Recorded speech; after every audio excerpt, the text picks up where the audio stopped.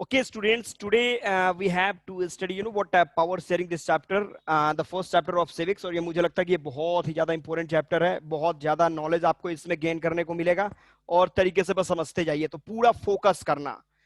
You must pay your 100% focus on the board and all the topic which I am going to explain here. ठीक है, तो be ready and take care.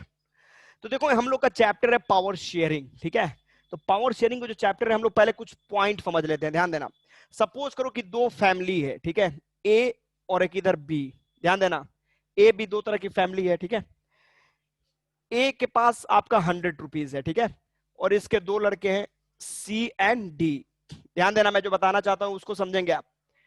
B जो है इसके पास भी 100 rupees है, इसके भी दो लड़के हैं E and F.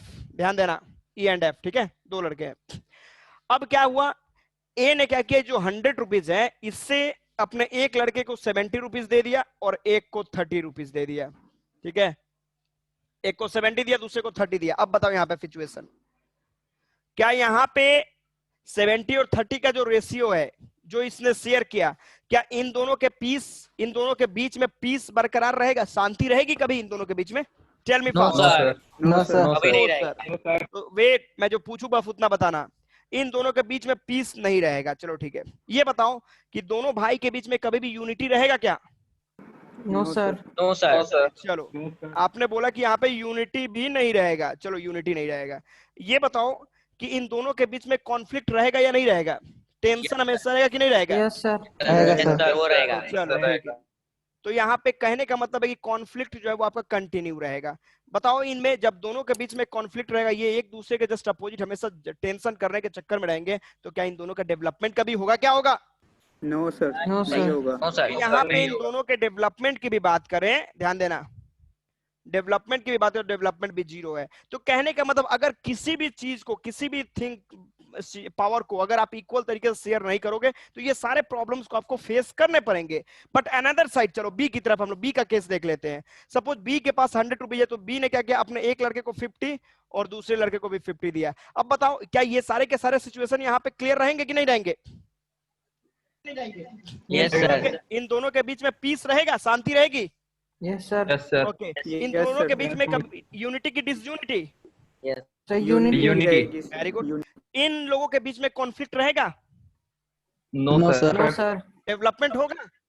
Yes sir, that is the result of power sharing, equal power sharing. कि अगर इक्वल तरीके से आप पावर को शेयर करते हो तो ये सारे सिचुएशन बी वाले आएंगे, और अगर अनइक्वल तरीके से पावर को शेयर कर रहे हो तो ये सारे सिचुएशन आपके सामने आएंगे. तो ये मैंने पॉइंट कुछ बताया कि पावर शेयरिंग के पॉइंट्स क्या है. ठीक है, लेकिन मेरे को इससे मतलब नहीं, मैं एक स्टेप आगे आपको लेके चलता हूं. फोकस करना, आप समझते जाओ. मैं by giving examples I will try to put all the point inside your brain. Example समझो. अब चलो पॉइंट्स कुछ और चलते हैं स्टूडेंट. देखो, इसमें दो केसेस को लेके आपको डिस्क्राइब किया गया है. ठीक है, एक केस लिया गया बेल्जियम को और दूसरा केस लिया गया श्रीलंका को. ठीक है, और दो अलग अलग एग्जांपल्स लेके आपको बताए गए कि पावर शेयरिंग के इंपॉर्टेंस क्या है. तो पहले हम लोग दोनों केस देख लें, उसके बाद अपने आगे के टॉपिक को डील करेंगे. तो दो कंट्री को हम लोग इसमें ले लेते हैं. छोटा सा एग्जांपल देखो. ठीक है, पॉइंट्स. एक तरफ हम लेंगे बेल्जियम. ध्यान देना केवल टॉपिक पे. और सेकंड केस में हम लोग चलेंगे श्रीलंका की बात करेंगे.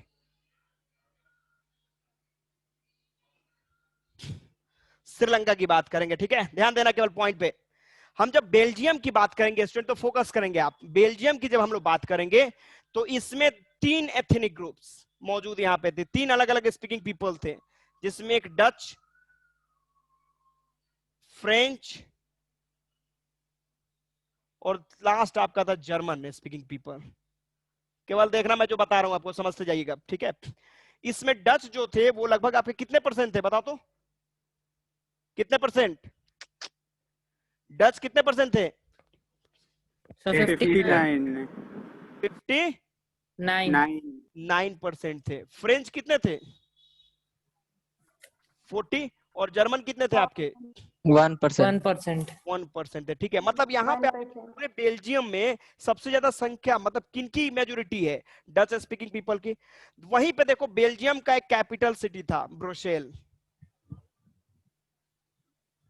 ठीक है, यहां पे भी दो तरह के स्पीकिंग पीपल थे, एक फ्रेंच और दूसरे डच। ध्यान देना, इसमें फ्रेंच जो थे वो तुम्हारे लगभग 80% थे और डच जो थे वो तुम्हारे 20% थे। ठीक है, अब पॉइंट देखो क्या कहना चाहता है। पॉइंट कहना चाह रहा है, ध्यान दीजिएगा, आप केवल म्यूट कर लो अपने को, मैं जब पूछूंगा तब आप बताइएगा अनम्यूट होंगे, अदरवाइज आप केवल बोर्ड पे फोकस करोगे, आप डिस्टरबेंस थोड़ी सी भी नहीं करेंगे हम लोग। अब देखो ये सिचुएशन क्या बताना चाहता है, बताना चाहता है कि बेल्जियम में जो लैंग्वेज मेजोरिटी में थी वो कैपिटल सिटी में आके क्या हो गई, माइनॉरिटी में बदल गई। कोई दिक्कत? गेटिंग? छोटा सा पॉइंट देखो, अब इन लोगों में क्या था, देखो यहाँ पे ये डच वाले जो थे, डच वाले ये मेजोरिटी में थे, इनके पास मेजोरिटी है, इनके पास मेजोरिटी है, जबकि फ्रेंच वाले जो लोग थे ये रिच थे अब प्लस एजुकेटेड थे, रिच एंड एजुकेटेड थे। ठीक है, इसके वजह से इन दोनों के बीच में हमेशा कॉन्फ्लिक्ट कंटिन्यू रहता था। ठीक है, because both we are trying to show their supremacy. नहीं है, डच वाले बोलते भाई हम बड़े हैं, फ्रेंच बोलते कि तुम कैसे बड़ा हो सकते हैं, एजुकेटेड हम है तो हम बड़े हैं। नहीं है, तो Dutch we are trying to use their majority to dominance over the nation, while French were trying to use क्या चीज, their education plus their aristocratic points, काय के लिए, to show their dominance over the nation. So that's why there was a conflict between both, दोनों के बीच में हमेशा conflict होता रहता था। ठीक है, अब आगे आके कुछ लीडर्स, जिन दोनों के लीडर्स जो थे वो सामने आए, उन लोगों ने बोला भाई अगर ये कंटिन्यू ये लोग कॉन्फ्लिक्ट करते रहेंगे तब तो प्रॉब्लम कंटिन्यू रहेगी। भाई प्रॉब्लम का सॉल्यूशन क्या है, प्रॉब्लम का सॉल्यूशन क्या फाइटिंग है? नो, प्रॉब्लम का सॉल्यूशन शेयरिंग एंड केयरिंग, मतलब take and give, give and take का फॉर्मूला यूज करो, कुछ तुम लोग कुछ हमको दे दो, काम खत्म, और इस तरीके से हम सारे कॉन्फ्लिक्ट को खत्म कर सकते हैं। तो इन लीडरों को इस बात पसंद आया, उन लोगों ने, लीडरों ने बोला चलो ठीक है ये अच्छी बात है, हम लोग गिव एंड टेक का फॉर्मूला यूज करते हैं। तो देखो क्या किया इन लोगों ने गिव एंड टेक में, तो गिव एंड टेक में देखो क्या किया। सपोज करो कि अगर हम इस बेल्जियम को देख लें, ध्यान देना पॉइंट मैं बता रहा हूं, ये पूरा बेल्जियम जो है, ठीक है, ये बेल्जियम है, तो बेल्जियम में यहाँ पे डच है और ये फ्रेंच है। इसमें डच जो है तुम्हारा कितना परसेंट है, 59, और फ्रेंच तुम्हारा कितना परसेंट है, 40। और यहाँ पे इसका ब्रसेल जो कैपिटल सिटी है, ब्रसेल में दो है, फ्रेंच है और डच है। फ्रेंच कितना परसेंट, 80, और डच कितना परसेंट, 20। ध्यान देना, डच 20।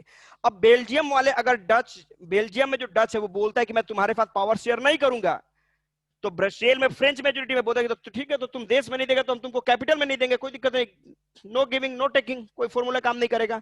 बट इससे क्या होगा कि कॉन्फ्लिक्ट आपका कंटिन्यू रहेगा। तो इस कॉन्फ्लिक्ट को खत्म करना है, तो खत्म करने के लिए क्या करा, तो डच वालों ने बोला कि चलो ठीक है भाई, कॉन्फ्लिक्ट को खत्म करना है तो कुछ तो करना पड़ेगा। तो 100% जो पावर था किसके पास, डच के पास, इसने इसको शेयर कर दिया 2 से 50%, 50 खुद रखा, 50 फ्रेंच को दे दिया, बोला कि चलो ठीक है मैंने कंट्री में तुमको पावर शेयर कर दिया। तो ब्रसेल में क्या हुआ, फ्रेंच ने बोला चलो ठीक है जब तुमने कंट्री में दे दिया तो मैं यहां पे भी कर देता हूं, तो 100 को 2 से डिवाइड किया गया, 50-50, 50% इसने अपने पास रखा, 50% डच को दे दिया। ठीक है, तो इस तरीके से कंट्री में जब पावर दिया डच ने, अपने इक्वल पावर को, अपने इक्वल रिप्रेजेंटेशन दिया किसको, फ्रेंच को, तो ब्रसेल में फ्रेंच ने इक्वल रिप्रेजेंटेशन दिया किसको, डच को। तो ये हुआ ना गिव एंड टेक का फॉर्मूला, और इसकी मदद से उन लोगों ने सारे कॉन्फ्लिक्ट को खत्म कर लिया। Any problem, any confusion? No sir. अब देखो एक थर्ड टायर गवर्नमेंट, मतलब तीसरा एक और गवर्नमेंट बनाया गया जिसको हम लोगों ने बोला community form of government. Community form of government, ठीक है, इसमें तीनों को इक्वल रिप्रेजेंटेशन दिया गया, चाहे वो डच हो, फ्रेंच हो या फिर जर्मन हो। ठीक है, इन तीनों को क्या दिया गया, इन तीनों को क्या दिया गया, इक्वल रिप्रेजेंटेशन, की सबको यहाँ पे इक्वालिटी मिलेगी। ठीक है, इक्वल रिप्रेजेंटेशन दिया। तो इस तरीके से आपने देखा कि बेल्जियम के सारे कॉन्फ्लिक्ट खत्म हो गए। क्यों? बिकॉज बेल्जियम में जो वहां के लीडर्स हैं उन लोगों ने इक्वल पावर को शेयर करा। ठीक है, बेल्जियम में डच ने अपने पावर को फ्रेंच के साथ शेयर किया, तो कैपिटल सिटी ब्रुसेल में फ्रेंच ने अपने पावर को किसके साथ शेयर किया, डच के साथ। तो इस तरीके से गिव एंड टेक का फॉर्मूला यूज करके उन लोगों ने सारे कॉन्फ्लिक्ट को खत्म कर लिया। Any one, any problem, any confusion, anybody? क्या आगे बढ़े? सर कम्युनिटी गवर्नमेंट बता दीजिए एक बार। कम्युनिटी गवर्नमेंट का मतलब है कि इसमें आपने देखा क्या, जर्मन तो 1% थे, 1% है जर्मन ओनली, 1% तो उनको कैसे क्या दिया जाए, ठीक है, उनको किस तरीके से। तो यहाँ पे हमने इक्वल रिप्रेजेंटेशन की बात की कि एक थर्ड टायर गवर्नमेंट बनाया जाए जिसको कम्युनिटी गवर्नमेंट बोलेंगे, जिसमें तीनों को इक्वल रिप्रेजेंटेशन दिया जाएगा। चाहे मतलब उसमें डच के अगर एक है तो उसमें फ्रेंच के भी एक रहेंगे और जर्मन के भी एक आपके रहेंगे। ठीक है, और वो तीनों को इक्वल राइट्स होगा, इक्वल पावर्स होगा। Getting? Yes no? Yes sir. ऐसा ना हो कि भाई 1% जो हमारा कौन है जर्मन है तो उसके पास कोई डिस्क्रिमिनेशन या फिर उसका एक्सप्लॉइटेशन कहीं हो सके। तो इस तरीके से इतना समझो कि बेल्जियम में इक्वल पावर को शेयर करके उन लोगों ने सारे कॉन्फ्लिक्ट को खत्म कर लिया। आगे बढ़े क्या श्रीलंका की तरफ? Students any problem? देखिए ए टू जेड टोटल मैं स्टूडेंटों की बात कर रहा हूं, आपको कहीं भी कोई कंफ्यूजन लगे आप लोग डायरेक्टली डिस्कस करिएगा, बिकॉज ये सिविक्स है, ये हिस्ट्री नहीं है कि केवल रटना है आपको। ये सिविक्स है, इसमें जितना ज्यादा डिबेट करोगे उतने ज्यादा इसके ऊपर कंट्रोल करोगे आप। तो देखो अब मैं आपको ले चलता हूं बेल्जियम के बाद श्रीलंका की तरफ, फोकस करना ये थोड़ा सा इंपॉर्टेंट और कॉम्प्लिकेटेड। और एक और चीज देखो यहाँ पे, ये कॉम्प्लिकेटेड टास्क था लेकिन इस कॉम्प्लिकेटेड टास्क को भी उन लोगों ने इजी कर दिया, बिकॉज उन लोगों ने एक थ्योरी रख लिया, क्या चलो ठीक है हमको कुछ देना है तो कुछ लेना है, कुछ लेना है तो कुछ देना है, नहीं है तो इसलिए यहाँ पे इक्वल तरीके से उन लोगों ने पॉइंट आउट कर लिया। अब चलो श्रीलंका का केस देखते हैं। तो देखो यहाँ पे श्रीलंका में दो एथनिक ग्रुप्स मौजूद, दो स्पीकिंग अलग अलग लोग मौजूद हैं, जिसमें एक कौन है सिन्हालास, एक है सिन्हाला स्पीकिंग पीपल और दूसरा है तुम्हारा तमिल स्पीकिंग पीपल। ध्यान देना, केवल फोकस, ठीक है। इसमें सिन्हाला कितने परसेंट है? लगभग 74% है ये, और तमिल तुम्हारे लगभग 18% है, ठीक है। और इसमें भी दो आपके टूट गए, एक हो गया नेटिव तमिल जो वहीं के बाशिंदे थे, ठीक है, जो आपके कितने परसेंट हो गए? 13% लगभग, ठीक है। और एक थे इंडियन तमिल जो हमारे देश से माइग्रेट करके वहां पे गए थे, ये लगभग कितने हैं? 5%, ठीक है, 5%। तो 74 और 18 कितना हुआ स्टूडेंट? 92 हो गया ना, और 92 ही तो हुआ। और 8% बोला कि फिर 8% और क्या हुआ? क्या चीज? देखो यहाँ पे मैंने बोला ये इंडियन तमिल है, ठीक है, ये तुम्हारे 5% है। तो मैं ये बता रहा हूं कि ये 74 और 18 मिलकर कितना हुआ? 92 हुआ ना शायद, जब अगर मेरा कैलकुलेशन सही है तो। Yes sir. तो 92 हुआ तो 8%, तो 8% में आपके हिंदूज, मुस्लिम, सिख, क्रिश्चियन अलग अलग लोग कैटेगरी के मौजूद थे। लेकिन हमें जिससे कॉन्फ्लिक्ट है हमको उसकी बात करनी है, ठीक है, इन दो की बात करनी है। अब देखो कंडीशंस क्या, इसमें क्या हुआ? देखो इसमें क्या फिगर हुआ कि भाई अगर कंट्री में डच मेजोरिटी में है तो कैपिटल में फ्रेंच मेजोरिटी में था। तो सिस्टम कहता है कि अगर तुम कंट्री में मेरे को पावर नहीं देगा तो मैं तुमको कैपिटल में पावर नहीं दूंगा। तो उसने बोला नहीं नहीं ठीक है भाई, दोनों जगह पावर तो ठीक है, तुमको कंट्री में हम पावर दे रहे तो कैपिटल में तुम हमको पावर दे दो, तो give and take. But Sri Lanka का पिक्चर देखो क्या था। श्रीलंका के पिक्चर्स की बात करो तो सपोज अगर ये श्रीलंका है तो इसमें टोटल मतलब 74% जो है वो कौन है? सिन्हालास, प्योर मेजोरिटी में थे। और थोड़ा सा यहाँ पे कौन था? ये तमिल है, ठीक है। अब इमेजिन करो क्या ये जो ग्राफ है, ये ग्राफ जो हम लोगों ने यहाँ पे यूज किया है, ये ग्राफ इसके ऊपर अप्लाई किया जा सकता है? यहाँ पे अप्लाई कभी करेगा सिन्हाला? बिकॉज यहाँ पे तो डर था कि अगर हम कैपिटल में अगर कंट्री के बीच में, कंट्री में अगर डच वाले जो फ्रेंच को शेयर नहीं करेंगे तो कैपिटल में फ्रेंच शेयर नहीं करेगा। बट यहाँ पे क्या, ये तो पूरे देश में सिन्हाला ही है, वो कभी अपने पावर को तमिल के साथ शेयर करेंगे? Tell me fast. No sir. No sir, very good. तो यहाँ पे सिन्हाला जो थे उन लोगों ने अपने पावर को तमिल के साथ कभी भी शेयर नहीं किया। उन लोगों ने बोला कि मेरे को पावर शेयर करने की कोई रिक्वायरमेंट ही नहीं है, मुझे गिव एंड टेक का फॉर्मूला नहीं चाहिए, क्योंकि मेरे को केवल गिव ही करना, टेक का तो कोई जगह ही नहीं है, टेक का कोई प्लेसमेंट ही तुम नहीं दे रहे हो, कहीं पे लेना ही नहीं है, बिकॉज पूरे देश में मैं ही हूं। उसके बाद क्या किया इन लोगों ने? 1951 में एक एक्ट लगा दिया, ठीक है, एक एक्ट लगाया 1951 में, उन लोगों ने एक एक्ट अप्लाई कर दिया।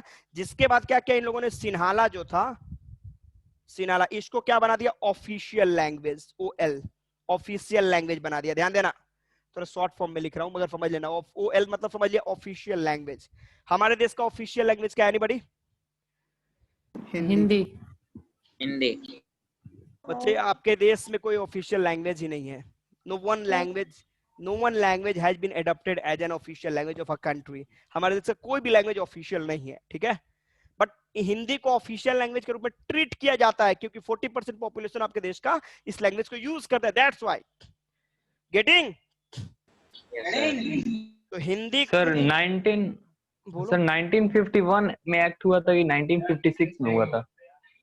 कहाँ पे? 1956 होगा। 56 में, सॉरी 56 में, सॉरी मैंने आपको, मैं इंडिया की अभी बात करता, 56 का पॉइंट मैं बता रहा हूँ, 51 मैंने लिख दिया था। मैंने बताया कि इंडिया में किसी भी लैंग्वेज को हम लोग क्या करते हैं? ऑफिशियल नहीं कहा गया है, ठीक है। हिंदी जो हमारे देश का जो लैंग्वेज है, ध्यान दीजिएगा, हिंदी को हम लोग ऑफिशियल लैंग्वेज के रूप में ट्रीट करते हैं। व्हाई? बिकॉज हमारे देश का जो 22 शेड्यूल्ड लैंग्वेज है, ध्यान देना, हमारे देश के लैंग्वेज को भी दो तरीके से हम लोगों ने डिवाइड करा है। लैंग्वेज को दो तरीके से डिवाइड करा है, एक शेड्यूल्ड लैंग्वेज और दूसरा तुम्हारा नॉन शेड्यूल्ड लैंग्वेज। ठीक है, तो शेड्यूल्ड लैंग्वेज जिसको संविधान ने अडॉप्ट किया तो टोटल 22 शेड्यूल्ड लैंग्वेज है, और नॉन शेड्यूल्ड का मतलब जिसको संविधान ने अडॉप्ट नहीं किया। तो हिंदी उस शेड्यूल्ड लैंग्वेज में से वो लैंग्वेज है जिसका यूज 40% पॉपुलेशन हमारे देश का करता है। दैट्स व्हाई हम लोग हिंदी को as an official language treat करते हैं। उसको आपके देश के संविधान ने अडॉप्ट नहीं करा है। ठीक है, तो हमारे देश का कोई भी लैंग्वेज ऑफिशियल नहीं है। कोई दिक्कत?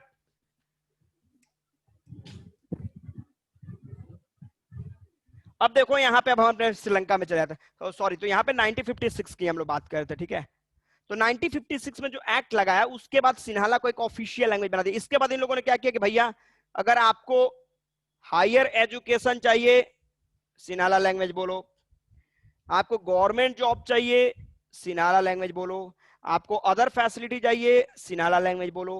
अब कहने का मतलब, सपोज करो छोटा सा एग्जांपल मैं आपको दे रहा हूं कि अगर ममता बनर्जी, सपोज कि Mamata Banerjee will become the prime minister of a country, ठीक है, हमारे देश की प्रधानमंत्री बन गई, और उन्होंने क्या करा कि बंगाली लैंग्वेज को यहाँ का ऑफिशियल लैंग्वेज बना दिया, संविधान में अमेंडमेंट करके बंगाली को ऑफिशियल लैंग्वेज बना दिया।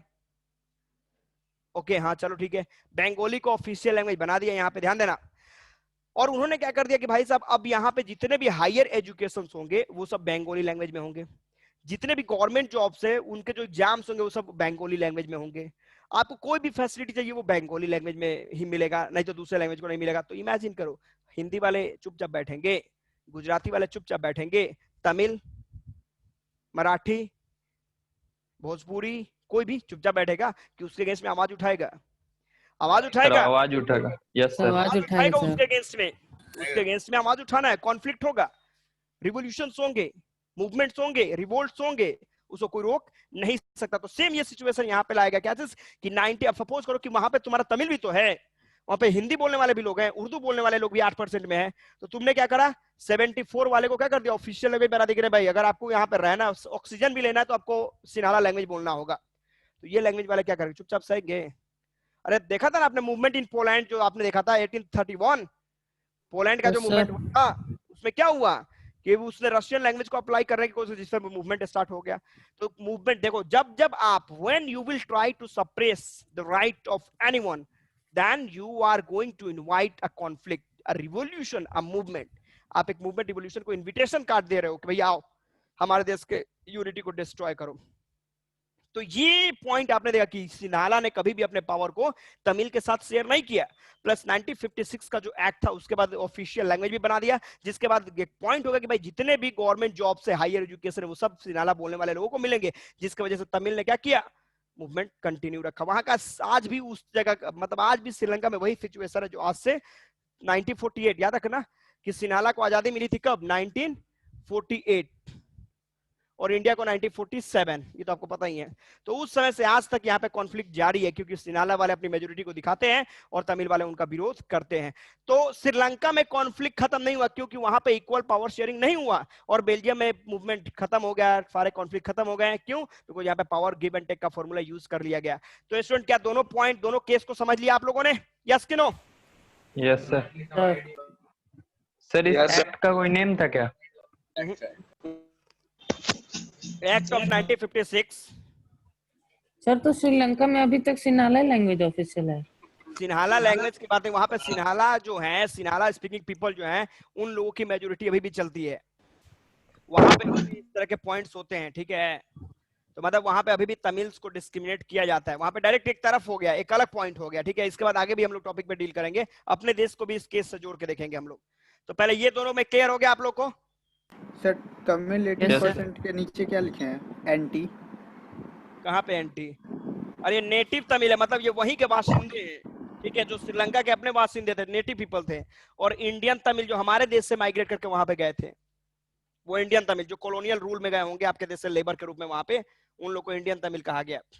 और 8% में अदर लोग थे जो हिंदी, उर्दू या फिर सिख, अलग अलग कैटेगरी के जो लोग थे उनकी बात की गई। तो देखो, ओके आयुषी आपका पॉइंट है, तो चलो मैं फिर एक बार बोलता हूँ, ध्यान दीजिएगा। मैंने आपको बताया कि देखो बेल्जियम एंड श्रीलंका की कहानी की बात कर रहा मैंने, ठीक है। जैसे मैंने ए और बी की कहानी बताया, उस तरीके से बेल्जियम एंड श्रीलंका। बेल्जियम में क्या हुआ कि बेल्जियम में आपने देखा कि in Belgium Dutch were in majority while French were in minority. जबकि इसकी कैपिटल सिटी ब्रसेल की बात करें तो वहां पर फ्रेंच मेजोरिटी में है, डच मेजोरिटी में है। तो कंडीशंस क्या था कि दोनों के बीच में हमेशा कॉन्फ्लिक्ट क्यों, बिकॉज डच मेजोरिटी में थे जबकि फ्रेंच जो थे वो रिच थे, प्लस वो वेल एजुकेटेड थे, वेल क्वालिफाइड थे, तो वो अपने एजुकेशन का यूज करना चाहते थे, वो अपने मेजोरिटी का यूज करना चाहते थे। बट आगे इनके लीडर्स जो सामने, उन लोगों ने क्या करा, इक्वल तरीके से पावर को शेयर करा दोनों के बीच में और सारे कॉन्फ्लिक्ट को खत्म कर दिया। प्लस एक कम्युनिटी गवर्नमेंट भी बनाई गई जिसमें तीनों को, डच, फ्रेंच, जर्मन, तीनों को इक्वल रिप्रेजेंटेशन दिया गया। ठीक है, दूसरी तरफ जाओगे श्रीलंका के केस की तरफ, तो श्रीलंका में सिन्हाला जो है 74, तमिल 18 और जो 8% थे वो दूसरे कम्युनिटियों के लोग थे। अब इसमें आप बात करोगे कैसे कि श्रीलंका में सिन्हाला जो थे उन लोगों ने 1956 में एक एक्ट अप्लाई कर दिया जिसके बाद ऑफिशियल लैंग्वेज किसको बना लिया, सिन्हाला को। और उसके बाद उन लोगों ने एक सिस्टम लगा दिया कि भाई जितने भी गवर्नमेंट जॉब्स हैं, स्कूल्स हैं, हायर एजुकेशन है, अदर फैसिलिटियां हैं, वो बस सिन्हाला वालों को ही मिलेंगे, अदरवाइज लोग को नहीं। जैसे मैं सपोज करो एडोल्फ हिटलर, क्लास 9 पे आपने पढ़ा होगा नाजिज्म, उसमें देखा था कि हिटलर ने क्या किया कि जितने ब्लू आईज वाले बच्चे हैं उनको हम अपने देश का मानेंगे, यानी तो दूसरे लोगों को फाइट करो। जो ब्लू आईज, वैसी लेडीज जिनके बच्चे ब्लू आईज वाले होते हैं उनको अवार्ड दिया जाएगा, उनको रिवार्ड दिया जाएगा। ठीक है, तो उसने डिस्क्रिमिनेट करना शुरू कर दिया। तो जहां जहां डिस्क्रिमिनेशन एंड एक्सप्लॉइटेशन होता है वहां वहां पे मूवमेंट एंड रिवॉल्यूशन शुरुआत होता है। तो श्रीलंका में वो मूवमेंट कंटिन्यू रहा और तमिल लोगों ने वो मूवमेंट को कंटिन्यू रखा। तो ये आप देख रहे हो कैसे कि श्रीलंका का मूवमेंट कंटिन्यू और बेल्जियम का मूवमेंट फिनिश। इसमें कोई दिक्कत, आयुषी, यानी प्रॉब्लम?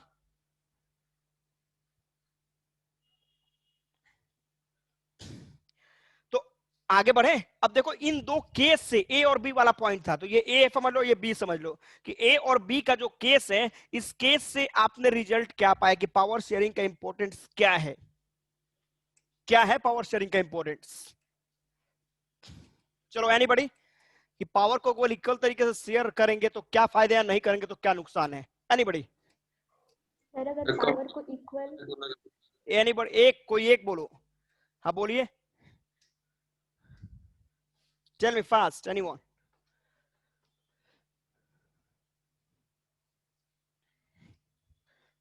एनीवन? सर अगर पावर को इक्वल तरीके से शेयर नहीं करेंगे तो वहाँ पे पीस नहीं रहेगा, यूनिटी नहीं रहेगा और वहाँ पे डेवलपमेंट भी नहीं होगा। ओके। और जहाँ पे पावर इक्वल शेयर होगा वहाँ पे पीस भी रहेगा, यूनिटी भी रहेगा, वहाँ पे डेवलपमेंट भी होगा और कॉन्फ्लिक्ट नहीं होंगे। कॉन्फ्लिक्ट नहीं होगा। तो चलो अब यहाँ पे देखो, ये 3 नंबर का तुम्हारा इंपॉर्टेंट क्वेश्चन निकलता है। ठीक है, 3 नंबर का क्वेश्चन है, बहुत ही ज्यादा इंपॉर्टेंट है। देखो कम्युनिटी गवर्नमेंट की बात करोगे, who elects the community government in Belgium, तो वहां के पीपल्स जो थे उन लोगों ने इलेक्ट किया, वहां के जो लीडर्स थे उन लोगों ने करा कि भाई सबको इक्वल रिप्रेजेंटेशन मिलना चाहिए। अब छोटा सा एग्जांपल देख लो, हमारे देश की बात कर लो, हमारे देश से अगर उन लोगों को कॉन्फ्लिक्ट करो तो देखो हमारे देश को 2 तरीके से बांटेंगे। इंडिया को अगर हम लोग बांट लें तो इंडिया में भी देख लो ये कम्युनिटियां, ठीक है, मैं सबकी बात नहीं कर रहा, बस 2-3 कम्युनिटी की बात कर रहा हूँ। इसमें हिंदू बात कर लो, इसमें मुस्लिम की बात कर लो, इसमें सिखों की बात कर लो। हिंदू लगभग 78%, मुस्लिम लगभग 18%, सिख समझ लो लगभग 2%। कितना हो प्रभु? लगभग जितना भी परसेंट हो।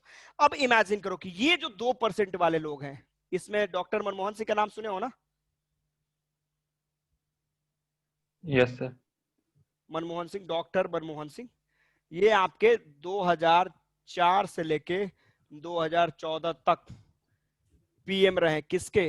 इस इंडिया के पीएम रहे। ठीक है, और ये 2% वाले बंदे ने ये कितने पे राज किया? 8 8 16 96% पे ये राज किया। ठीक है, और यहाँ के लोगों ने उफ तक नहीं बोला, उनको अपने पीएम के रूप में एक्सेप्ट किया। It's called the beauty of our country, it is called. तो कहने का मतलब इनको पीएम कौन चुना? हमने चुना, हमने वोट दिया। तो हमारे देश में सिचुएशन क्या है कि हम लोग कम्युनिटी को देख के इन सभी चीजों को नहीं देखते, हम लोग क्वालिटी के आधार पर उनको वोट देते हैं कि जो है सो है, जो एलिजिबल है वो है। तो कम्युनिटी गवर्नमेंट भी वहां के लीडर लोगों ने मिलकर, अब किसी पर्टिकुलर बंदे का नाम नहीं दिया वहां पे कि यही बंदे ने किया, वहां के जो लोग थे, जो बाशिंदे थे, उन लोगों ने मिलकर इस चीज को डील किया। मेरा अगला क्वेश्चन है, देखना ये 3 नंबर के तुम्हारे क्वेश्चन उठते हैं। ठीक है, कि importance of power sharing. Question थोड़ा सा ट्विस्ट कर देता है कि power sharing is the spirit of A democratic country, justify. तो क्वेश्चन कैसा भी करेगा, आंसर्स आपके एक ही होंगे। ठीक है, देखो यहां पे मैं बात कर रहा हूं importance of power sharing.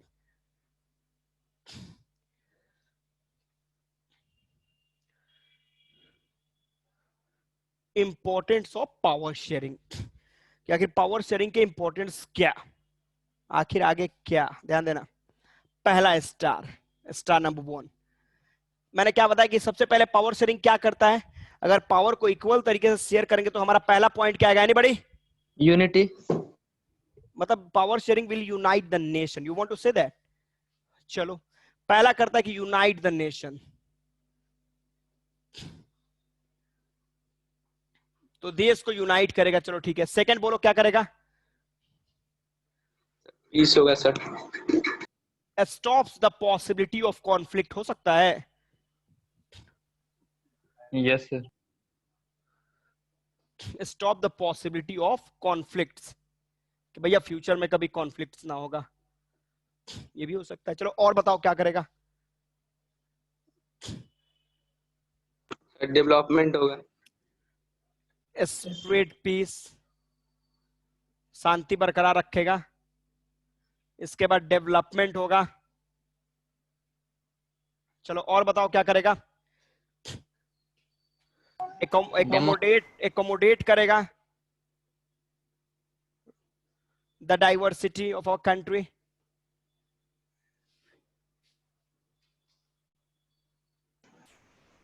Diversity of country, country के डाइवर्सिटी को एकोमोडेट करेगा। और बताओ क्या करेगा? डेमोक्रेसी बरकरार स्टेबिलिटी रखेगा। Of political order. स्टेबिलिटी तो खैर नहीं बनाएगा, बिकॉज वो स्टेबिलिटी तो जो भी अब पार्लियामेंट्री, जैसे हमारे देश में ये सब चीज है, पावर शेयरिंग इक्वल है, लेकिन क्या गवर्नमेंट में स्टेबिलिटी, आज बीजेपी है तो कल कांग्रेस आ सकती है, तो ये स्टेबिलिटी नहीं होनी चाहिए। स्टेबिलिटी अगर आ गई तो समझ लो कि वो डेमोक्रेटिक नॉन डेमोक्रेटिक के रूप में कन्वर्ट हो जाएगा। तो democratic is not based on stability, democratic system is based on possibility, संभावनाओं के ऊपर डिपेंडेंट है। ध्यान देना, पॉइंट समझिएगा मैं क्या बताना चाह रहा हूं। मैंने आपको बताया कि democracy should not be based on stability, democracy should be based on possibility. जब तक पॉसिबिलिटी है, लीडरों के अंदर डर है, फियर है कि भाई हो सकता है अगर गलत करेंगे तो अगली बार ये लोग मेरे को रिमूव करके दूसरे बंदे को बुला सकते हैं, और स्टेबिलिटी हो जाए कि भाई मैं ही हूं, कोई दूसरा नहीं, तो धीरे धीरे वहां पे डिक्टेटर वाला पॉइंट एंट्री कर जाएगा, वो डेमोक्रेटिक सिस्टम नॉन डेमोक्रेटिक के रूप में कन्वर्ट। तो स्टेबिलिटी नहीं चाहिए, we do not require stability in a democratic country, there must be possibility only. आगे बढ़े स्टूडेंट्स, एनी प्रॉब्लम? अब देखो ये सारे प्रॉब्लम है एकोमोडेट, तो मैंने क्या बताया, यूनाइट प्लस एक और स्टार हम लोग बढ़ा सकते हैं कि provides spirit of democracy. Okay, provides equal opportunity, equal opportunity सबके सामने,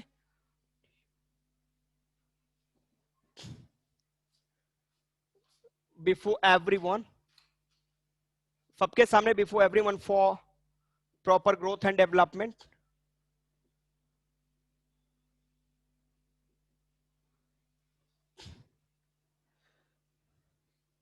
डेवलपमेंट हो जाएगा ये। तो ये कहने का पॉइंट है क्या, जिसके अगर इक्वल पावर को शेयर कर रहे हो तो ये सारे पॉइंट्स आपके सामने आ जाएंगे। पहला क्या हो जाएगा तुम्हारे देश में, तो आपके देश पावर शेयरिंग अगर इक्वल किया गया तो देश यूनाइट होगा। सेकंड, संभावनाएं खत्म हो जाएंगी, जैसे में श्रीलंका में संभावनाएं हैं कि कभी भी एलटीटी वाले कभी भी तमिल जो है वो अटैक कर सकते हैं सिनाला के ऊपर, सिनाला तमिल के ऊपर, ये खत्म है। आज आप देखते हो क्या, जिसकी बगल में ही हिंदू मुस्लिम सिख ईसाई क्रिश्चियन जैन जीव सब पीसफुल तरीके से रह रहे हैं। हम लोग होली मनाते हैं, बगल में ईद मनाते हैं, उधर गुरुद्वारा का गुरु जी का पर्व मनाते हैं, उधर तुम्हारा बड़ा दिन छोटा दिन मनाते हैं, सब एवरीबॉडी एवरीबॉडी। तो ये सब चीजें आपके देश के अंदर मौजूद है, ठीक है। तो ये इसमें कोई problem, anybody, any problem? No sir. Okay, no क्या सर। एक कदम और आगे बढ़े हम लोग? Yes sir. Yes sir. तो ये हो गया क्या चीज। अब देखो इसी में एक वर्ड आ जाता है, ध्यान देना, prudential reason and moral values, दो वर्ड एक आ जाते हैं, ठीक है। ध्यान देना, हम लोग वर्क करते हैं, बुक में देखना, एनसीईआरटी बुक में साइड में दिया हुआ है कि prudential reasons and moral reason. तो प्रूडेंशियल का मतलब क्या हो गया, इसका मतलब हुआ क्या, जिसकी it is this term has been used to share power in such a way where no one will be in loss, everyone should have क्या equal opportunity for their proper growth and development। तो ये मैंने last में जो लिखा है कि provides equal opportunity before everyone for proper growth and development, तो इसको बोलते हैं प्रूडेंशियल, कि मैंने सबको इक्वल अपॉर्चुनिटी मिलना चाहिए। ऐसा नहीं कि मैं आईएएस का एग्जाम दे दूं और सामने वाला बंदा ना दे पाए, तो ये सिस्टम खत्म हुआ। अब मोरल का मतलब division of power on the basis of moral values, ठीक है, तो दैट इज कॉल्ड क्या, मोरल वैल्यूज हो जाएंगे। तो ये है importance of power sharing. Question कैसे भी ट्विस्ट करेगा, आंसर आपका एक ही होगा। क्वेश्चन घुमा सकता है, अभी मैंने बताया कि power sharing is the spirit of A democratic country, without power sharing a country can not be called democratic, justify this statement. Question कैसे भी होगा, आंसर्स बस आपको वर्कआउट ये करने हैं, इसको आपको अपने लैंग्वेज में वर्कआउट करना है, ठीक है। तो चलिए हम लोग आगे बढ़ते हैं। फॉर्म ऑफ पावर शेयरिंग, ध्यान देना।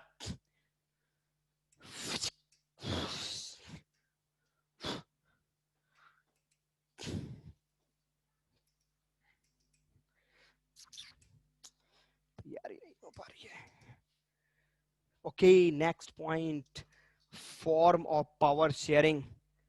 क्या आप लोग रेडी हैं? ध्यान देना, बात करने जा रहा हूं मैं फॉर्म ऑफ पावर शेयरिंग।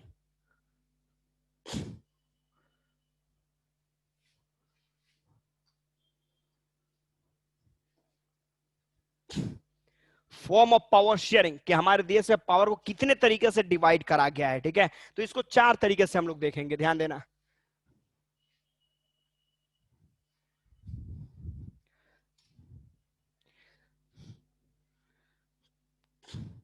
सबसे पहले हॉरिजॉन्टल पावर शेयरिंग, देखो यहाँ पे एचपीएस मतलब हॉरिजॉन्टल पावर शेयरिंग, ठीक है।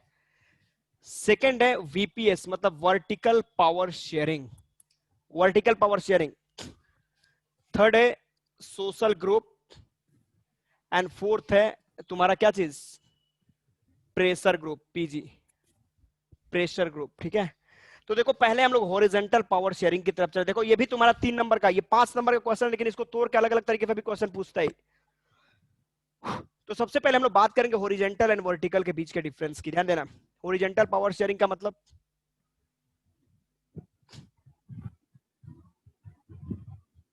सॉरी इसमें देख लो हम लोग ये कर सकते हैं, legislature, executive and judiciary, different level पे जो हम लोगों ने गवर्नमेंट को डिफरेंट ऑर्गन फॉर अलग अलग ऑर्गन के आधार पे, जैसे में लेजिस्लेचर का काम क्या है पता है आप लोग को?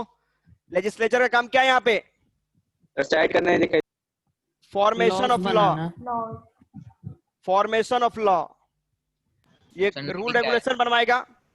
एग्जीक्यूटिव का काम क्या है? इम्प्लीमेंट सर, इंप्लीमेंट कराएगा, इंप्लीमेंटेशन ऑफ लॉ। और जुडिशियल काम क्या है? क्या करेगा ये? जस्टिस या इनजस्टिस आपको प्रोवाइड करेगा। अगर आपके अंदर आप सही है तो जस्टिस है, नहीं तो पनिशमेंट आपको देगा अगर रूल रेगुलेशन को ब्रेक करोगे तो। अब देखो इसमें क्या होता है सर, थोड़ा side घुमाइए।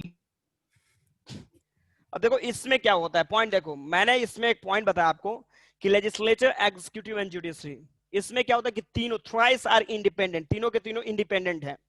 No one can order to anyone, कोई किसी को ऑर्डर नहीं कर सकता, ठीक है, बट चेक एंड बैलेंस करते हैं। इसको देखो, इसको हॉरिजॉन्टल पावर शेयरिंग को हम लोग चेक एंड बैलेंस भी कहते हैं। क्यों? बिकॉज इसमें thrice are independent, no one can order to anyone but thrice can check. मतलब ये जो जुडिशरी सिस्टम है, जुडिशरी जो है, ये आपका कोर्ट जो है, ये गाइडलाइनर का काम करता है, ये गार्डियन का काम करता है, जो चेकआउट करता है उनकी एक्टिविटियों को कि सही है कि गलत है। अगर बीच में प्रॉब्लम है तो इंटरफियर भी कर सकता है यहाँ पे, ठीक है। इसलिए इसको हम लोग क्या बोलते हैं? चेक एंड बैलेंस, ठीक है।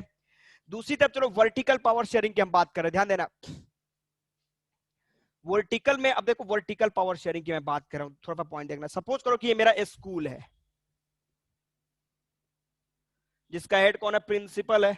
इमेजिन करो, ध्यान देना, इस स्कूल में मैंने बताया कि सपोज करो कि 2000 बच्चे हैं, 2000 स्टूडेंट्स है, तो बताओ ये प्रिंसिपल अकेले इन बच्चों को देख लेगा? No sir, no sir. Is it possible for that principal to manage the class together with 2000 No, sir. students? No, it's not possible, ठीक है। तो क्या करेंगे हम लोग यहाँ पे, ध्यान देना। तो हमने क्या किया, इस स्कूल को हमने ब्रेक करके क्या कर दिया? क्लास के रूप में कन्वर्ट कर लिया, और इसका एक हेड क्लास टीचर बना दिया, ध्यान देना। तो ये स्कूल से क्लास के बीच में जो ब्रेकिंग पॉइंट्स हो रहा है, इसको हम लोग बोलते हैं फेडरल फॉर्म ऑफ गवर्नमेंट, इसको बोलते हैं फेडरल सिस्टम। कोई दिक्कत? स्टूडेंट फोकस करना। अब इमेजिन करो कि इस क्लास में भी 200 बच्चे हैं, 200 बच्चे हैं, ये क्लास टीचर 200 बच्चे को देख लेगा? No sir. तो फिर ये प्रिंसिपल और क्लास टीचर एक साथ मिलते हैं, और मिलकर तब अपने आप को तीसरे लेवल पे ब्रेक किया उन लोगों ने, सेक्शन। इस प्रोसेस को बोलते हैं डिसेंट्रलाइजेशन।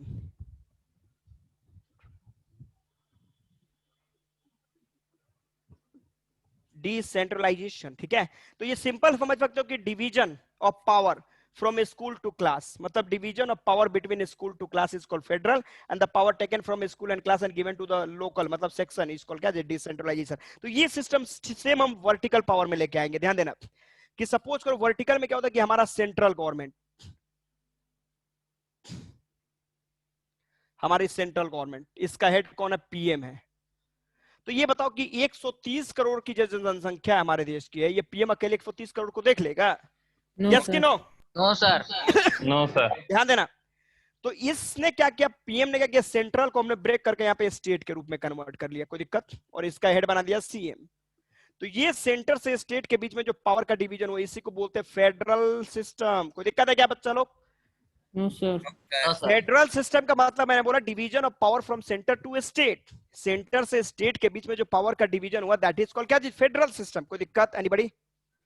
तो जिसको जो प्रॉब्लम होगी बीच में आप लोग बोलते जाएंगे, ठीक है, क्योंकि सारी कहानी खत्म हो जाएगी, उसके बाद बोलोगे सर सर बीच वाला पॉइंट नहीं समझ में आया।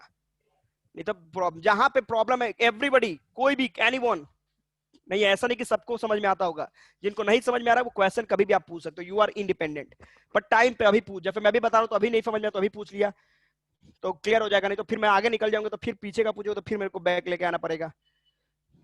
हाँ, जहां पे जिसको भी प्रॉब्लम है आप लोग पूछिए, ठीक है। चलो ठीक है, और अनम्यूट करके भी अपने को क्वेश्चन पूछ सकते हो आप लोग, ऐसा कुछ नहीं है कि आप लोग केवल चैट में ही। तो देखो स्टूडेंट, मैंने यहाँ पे बताया सिंपल, फिर मैंने बताया कि सपोज सेंट्रल गवर्नमेंट जो है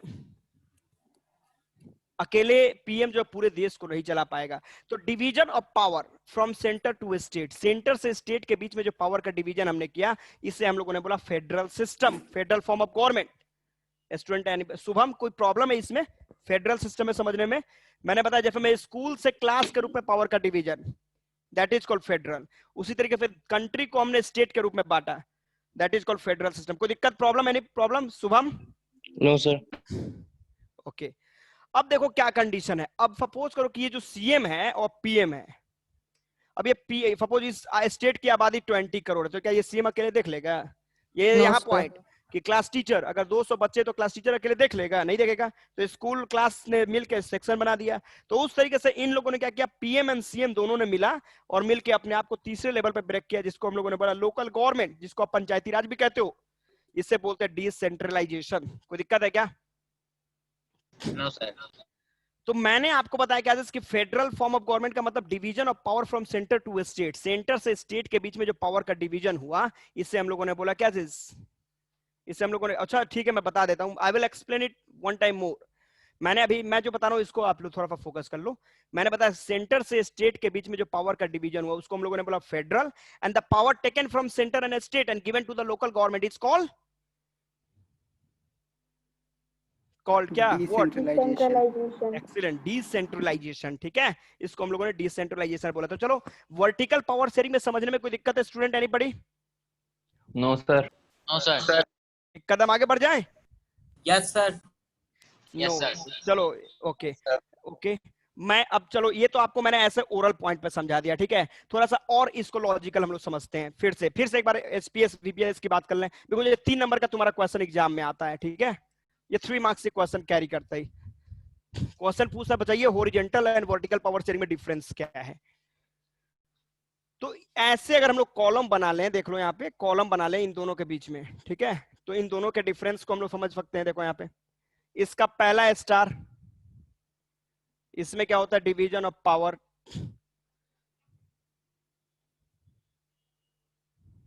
among legislature, executive and judiciary, यही ना है। इसका पहला स्टार क्या कर दोगे, division of power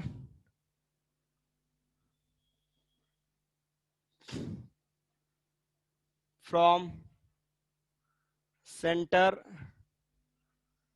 to state and local government, हो जाएगा इसका पहला star. Second star, thrice are independent, इसमें तीनों के तीनों जो हॉरिजॉन्टल में जो लेजिस्लेचर, एग्जीक्यूटिव एंड जुडिशरी हैं, तीनों के तीनों इंडिपेंडेंट हैं, thrice are independent Prabhu. But इसमें क्या होता है, इसमें state and local government are under the control of क्या चीज, सेंट्रल गवर्नमेंट। सीजी का मतलब सेंट्रल गवर्नमेंट हो जाएगा। इसमें क्या होता है कि thrice can check and balance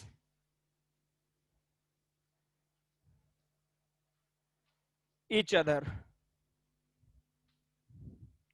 इसमें क्या होता है कि central government has power, central government can order to anyone, किसी को भी ऑर्डर कर सकता। तो ये 3 पॉइंट लिख दोगे, तुम्हारे 3 नंबर के क्वेश्चन हो जाएंगे। तो ये हॉरिजॉन्टल एंड वर्टिकल पावर के बीच का डिफरेंस। चलो आयुषी, एनी प्रॉब्लम?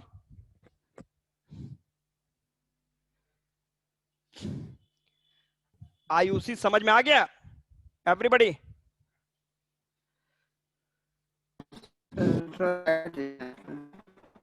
ओके, आगे बढ़े।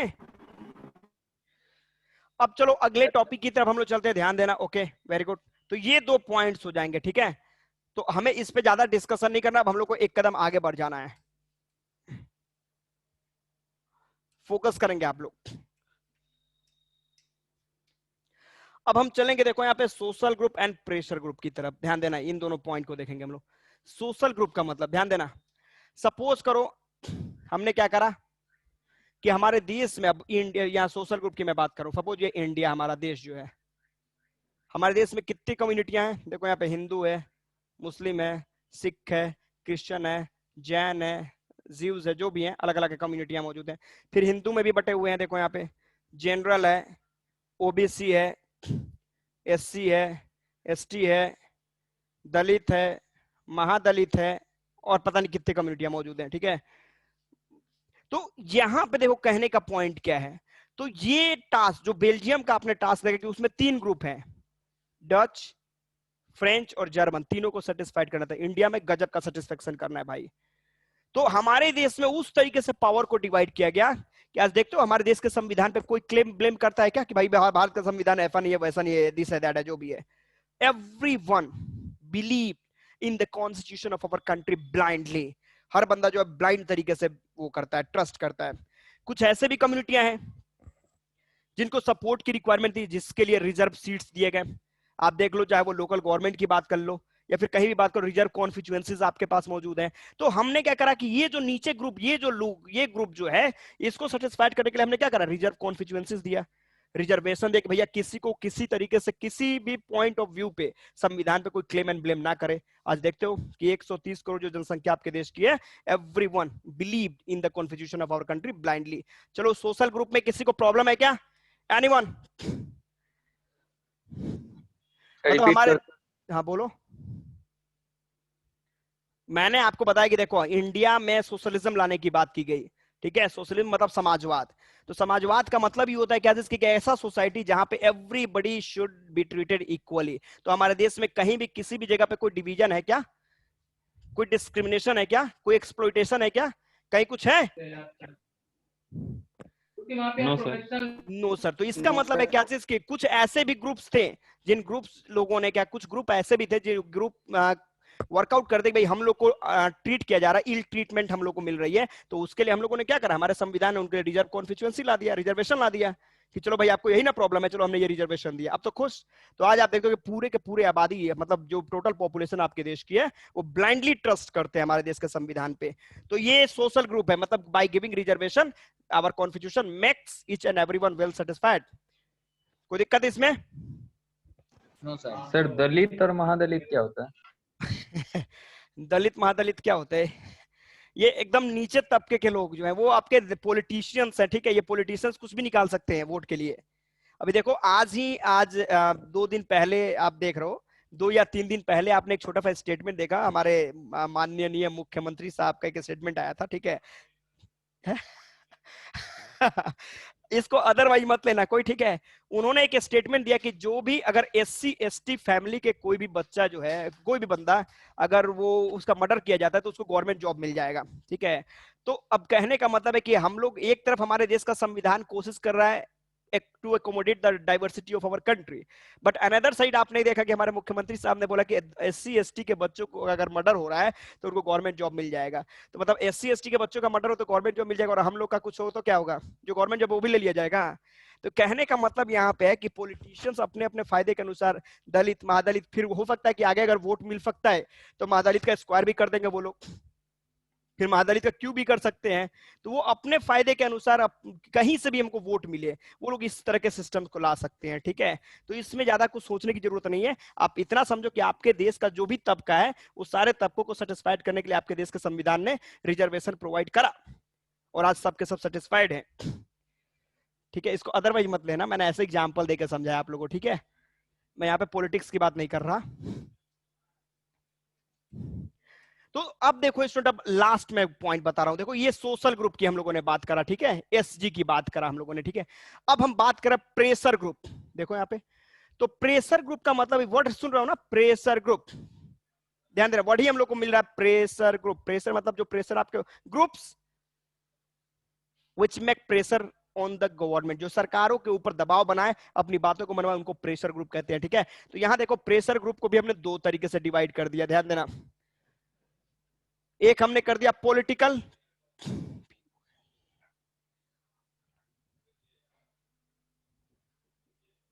और दूसरा हमने किया नॉन पॉलिटिकल।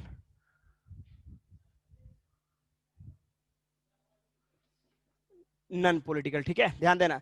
तो पॉलिटिकल में तो आपने देखा ही है कि दो टूटे, एक रूलिंग पार्टी हो गया RP और एक हो गया ऑपोजिशन पार्टी OP।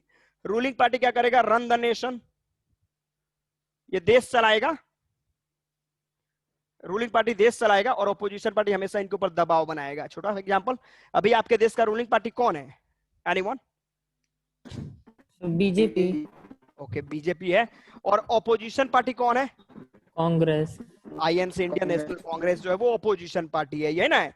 तो अपोजिशन पार्टी का काम क्या है, रूलिंग पार्टी जो है वो अनेक अलग अलग तरह के प्रोग्राम स्कीम को लॉन्च करेगा, देश को रिप्रेजेंट करेगा इंटरनेशनल प्लेटफॉर्म पे, अलग अलग तरह के मुद्दों को सॉर्ट आउट करने की कोशिश करेगा, और ऑपोजिशन पार्टी वॉचडॉग की तरह देखता रहेगा, बोला अच्छा देख रहे हैं बच्चे तुम कर क्या रहा है, थोड़ा भी दाएं बाएं किया तुरंत उस मुद्दे को लेकर राहुल गांधी क्या करेगा, पब्लिक के सामने पटक देगा, बोलो देखो देखो मोदी ने क्या कर दिया, मोदी ने ये कर दिया, वो कर दिया, दिस कर दिया, देश को ये कर दिया, जो भी कर दिया।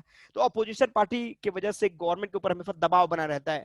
गवर्नमेंट देखती है कि एक आदमी मेरे को वॉचडॉग कर रहा है, मैं कुछ भी गलत करूंगा तो तुरंत वो पब्लिक के सामने, बिकॉज अगली बार फिर इलेक्शन में मेरे को पब्लिक के सामने ही जाना है, तो वो क्या करते हैं, पब्लिक अपोजिशन पार्टी के दबाव की वजह से कोई वर्कआउट नहीं कर पाते। तो ये तो अपोजिशन पार्टी हो गया, पॉलिटिक्स में जाके वर्क करेगा। अब हम लोग बात करें नॉन पॉलिटिकल, अब हम लोग जैसे लोगों की बात करोगे, इमेजिन करो मेरे को गवर्नमेंट के ऊपर दबाव बनाना है, गवर्नमेंट के ऊपर मेरे को दबाव बनाना है, तो राहुल गांधी तो है वो क्या कर रहे हैं, इलेक्शन में लड़ जीतते हैं और जीत के जाके पार्लियामेंट में जाके ओपोजिशन पार्टी बन गए। अब हम लोग जैसे लोगों को जो टोटल 130 करोड़ जनसंख्या तो पार्लियामेंट में जा नहीं सकता दबाव बनाने के लिए, तो हम लोग जैसे लोग क्या करेंगे, हम लोग जो पॉलिटिक्स से जुड़े हुए नहीं है, हम लोग क्या करेंगे, तो हम लोग जैसे लोग क्या करेंगे, तो हम लोग प्रोटेस्ट करेंगे। देखते हो ना, कभी कभी भारत बंद करेंगे, कभी बिहार बंद करेंगे, कभी अपने घर में किचन को बंद कर लेंगे, नहीं है। तो कहने का मतलब है कि हम लोग अलग अलग करेंगे। हाँ, नहीं नहीं, ये नहीं, मैं राइट नहीं बोल रहा हूँ, मैं राइट्स की बात नहीं कर रहा हूँ, ठीक है, मैं दंगे फसाद की बात नहीं कर रहा हूँ। मैंने बताया कि हम लोग शांतिपूर्वक इन बाई नॉन वायलेंस हुए, नॉन वायलेंस तरीके से हम लोग क्या करते हैं, प्रोटेस्ट करते हैं। देखते हो बहुत सारे लोग नहीं है, तो नॉन पॉलिटिकल ग्रुप जो है ये अदर एक्टिविटीज यूज करते हैं, जैसे वो प्रोटेस्ट करेंगे, डेमोनिस्ट्रेट करेंगे, मूवमेंट करेंगे, जो भी है शांतिपूर्वक तरीके से, ठीक है। अब नॉन पॉलिटिकल ग्रुप भी दो तरीके के होते हैं, ध्यान देना, बड़ा इंपॉर्टेंट पॉइंट बता रहा हूं मैं, ध्यान देना। नॉन पॉलिटिकल ग्रुप भी दो तरीके के बट गए, स्टूडेंट फोकस करेंगे आप लोग। एक तुम्हारा होता है SIG, सेक्शनल इंटरेस्ट ग्रुप, और एक होता है तुम्हारा पब्लिक इंटरेस्ट ग्रुप, ध्यान देना, public interest group, sectional interest group, इसका मैं फुल पे, sectional interest group,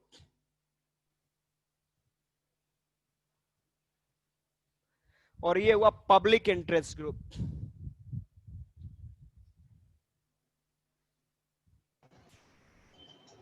public interest group, ठीक है। तो अब दोनों में डिफरेंस देख लो क्या है। तो सेक्शनल इंटरेस्ट ग्रुप का पॉइंट देखो क्या कहता है। ये कहता है कि when a particular section of our society, जब हमारे समाज का कोई पर्टिकुलर सेक्शन जो है वो किसी तरह के मूवमेंट को लॉन्च करता है to gain a particular goal, then that movement will be known as sectional interest group. छोटा सा एग्जांपल देखो, आज से 5 साल 6 साल पहले एक मूवमेंट हुआ था आंगनबाड़ी वाली लोगों का। जो मूवमेंट, आपने आंगनबाड़ी का नाम देखा होगा आपने, आंगनबाड़ी वालों जो वो मिड डे मील के बच्चों को वो खिचड़ी उचड़ी खिलाता है लोग जो भी है। तो वहां पे एक मूवमेंट, सारी लेडी जो छपरा पहुंची थी, उन लोग का स्टेटमेंट था क्या चीज, हाँ हाँ वही वही, तो उन लोग का मूवमेंट था क्या चीज कि भाई 4,000 उन लोग को सैलरी मिलता था, 4,000।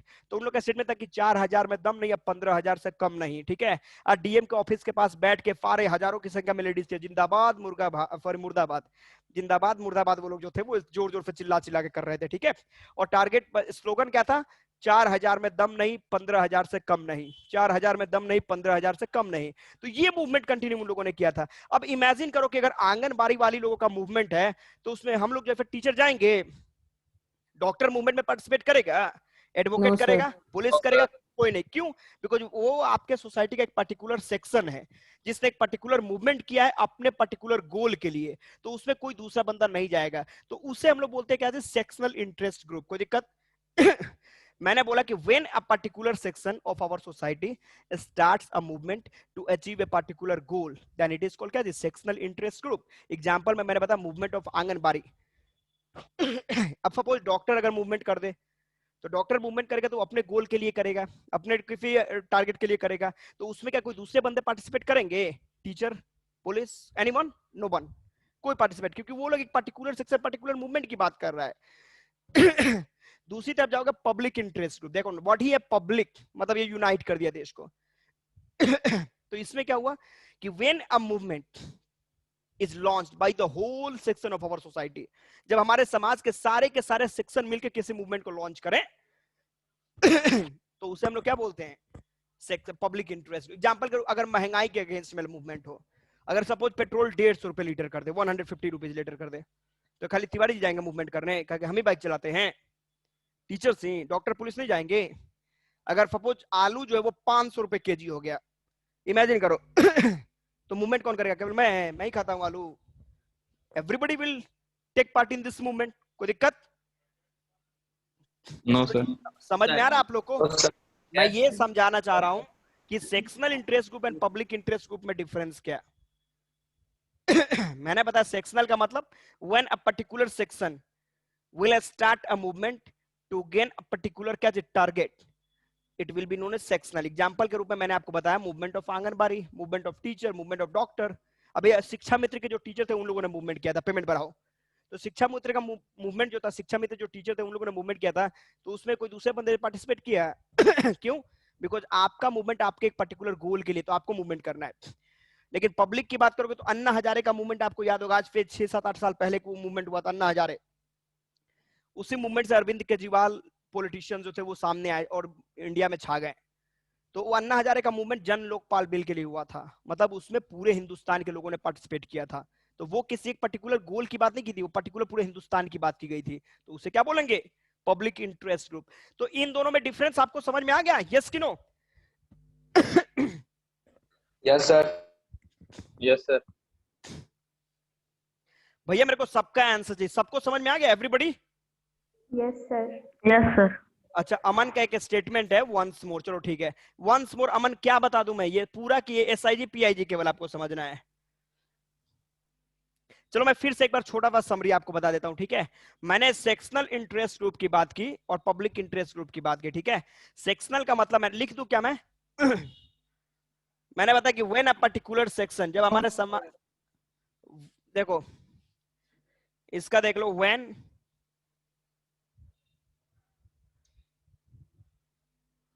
a particular section of our society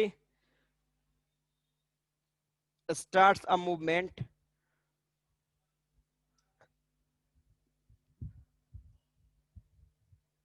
to achieve a particular goal, ठीक है। जब आपके समाज का कोई एक सेक्शन किसी एक पर्टिकुलर मूवमेंट को स्टार्ट करता है किसी पर्टिकुलर अचीवमेंट को अचीव करने के लिए, तो उसको हम लोग बोलते हैं SIG। और पब्लिक इंटरेस्ट ग्रुप मतलब व्हेन ऑल द सेक्शन, जब सारे के सारे सेक्शन उस मूवमेंट में पार्टिसिपेट कर लें, तो उसे हम लोग बोलते हैं क्या चीज। तो देखो यहाँ पे व्हेन ए पर्टिकुलर की जगह पे लिखोगे when all sections of our society start a movement to achieve a goal. जब हमारे समाज के सारे सेक्शन मूवमेंट में पार्टिसिपेट करेंगे तो उसको हम लोग बोलेंगे PIG, पब्लिक इंटरेस्ट ग्रुप। तो बच्चा लोग अभी तक जो हम लोगों ने टॉपिक पढ़ा, इस टॉपिक में मेरे को ये बताओ किसी को कोई डाउट, जो ऐसा कोई पॉइंट जो है उसके दिमाग से आउट।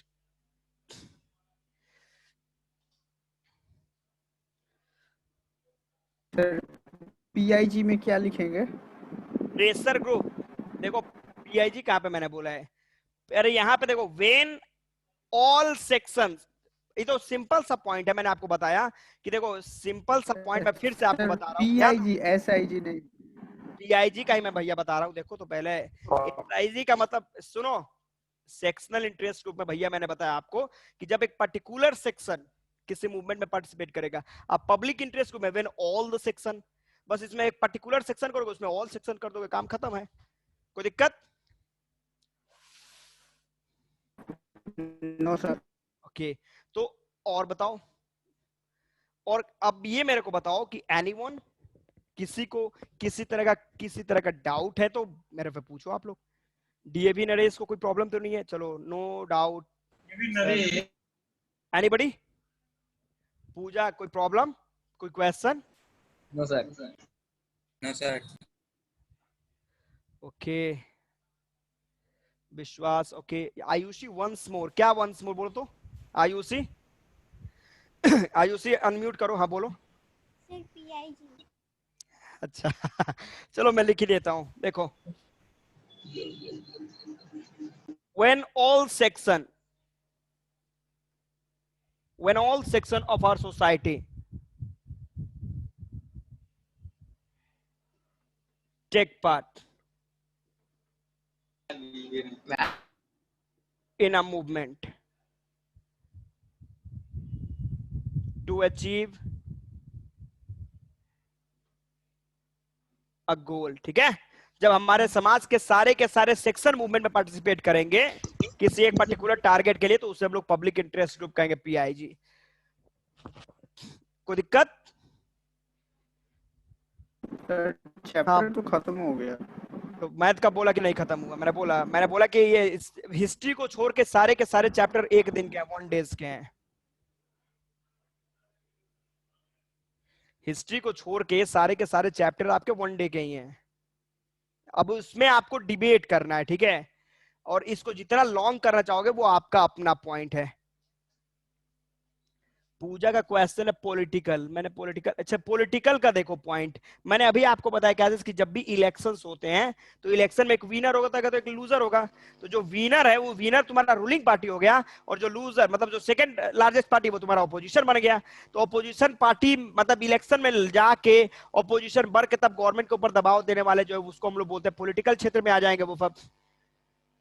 देखो प्रूडेंशियल मोरल वैल्यूज की बात करोगे तो प्रूडेंशियल का मतलब मैंने सिंपल सा आपको बताया क्या, इसकी डिवीजन, प्रूडेंशियल का मतलब division of power in such a way where everybody will be in benefit, जिसमें सबको इक्वल राइट सबको मिलेंगे, इक्वल अपॉर्चुनिटी सबको मिलेगा, ठीक है। अब मोरल रीजन का मतलब मैंने बोला division of power on the basis of moral values, moral values के आधार पर, मोरालिटी के आधार पर डिवीजन करेंगे हम जो पावर को, उसको हम लोग बोलेंगे मोरल रीजन, ठीक है। लेकिन आपको ये लिखना नहीं है, आपको लिख देना वो जो हम लोगों ने लिखा था 6-7 पॉइंट लिखा था ना, 5 पॉइंट 5 स्टार, उसको लिखना है। और स्टूडेंट किसी को कोई problem, anybody any problem, tell me fast. No sir. No sir. Pressure group और सोशल ग्रुप। देखो कम्युनिटी गवर्नमेंट की जरूरत नहीं पड़ेगी तुमको। अब कम्युनिटी गवर्नमेंट का पॉइंट होगा कि सपोज जर्मन जो है अगर डच और फ्रेंच अपने में पावर को शेयर कर लेते हैं और कम्युनिटी को नहीं दिया जाता वहां पे पावर का पॉइंट, तो कहने का मतलब कम्युनिटी की तो आवाज को आप दबा सकते थे वहां पे, लेकिन हमने इक्वल रिप्रेजेंटेशन दिया कि भाई आप कम है या ज्यादा है उससे मतलब नहीं, आप इस देश के निवासी हैं तो आपको।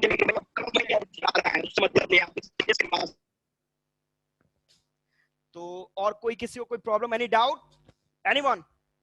No sir. No sir. Any doubt? तो यहां से क्विक रिकैप, कितना रिकैप तुम करवाता है राघवेंद्र, रिकैप करा के है?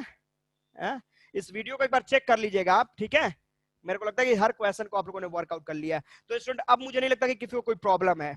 एसजीपीजी डिफरेंसेस, ओहो अरे भैया ग्रुप को एक बार फिर से रीडिंग करो।